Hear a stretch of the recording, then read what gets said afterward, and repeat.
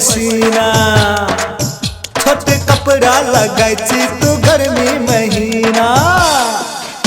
16 के जवानी से चुभै छो पसीना। छोट कपड़ा लगाई छी तू गर्मी महीना। गर्मी लगैया हमर में ने सट रे, हमर लग छौरा तो बक बक ने कर रे। तोहर जवानी के पानी से भिजा देबोगे, भिजा देबोगे। तोरा कूलर के हवा लगा देबोगे, तोरा कूलर के हवा लगा देबोगे।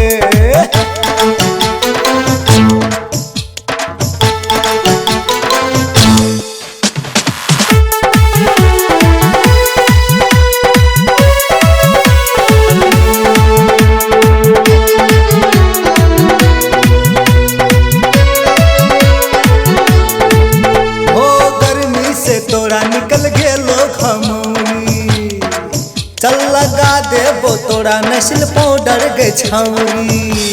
हे गे गर्मी से तोरा निकल गेलो खमौरी, चल लगा देबो तोरा नस्ल पाउडर गे छौरी। गर्मी लगैया हमरा नहीं कर हरान रे, गर्मी से हमरा छूटे परान रे।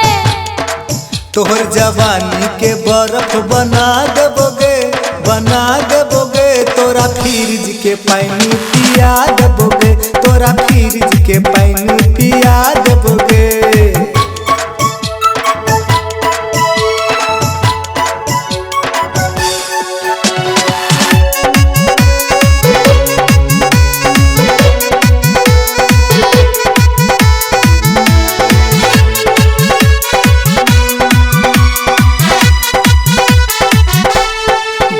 से तोरा छूटे छो पसीना।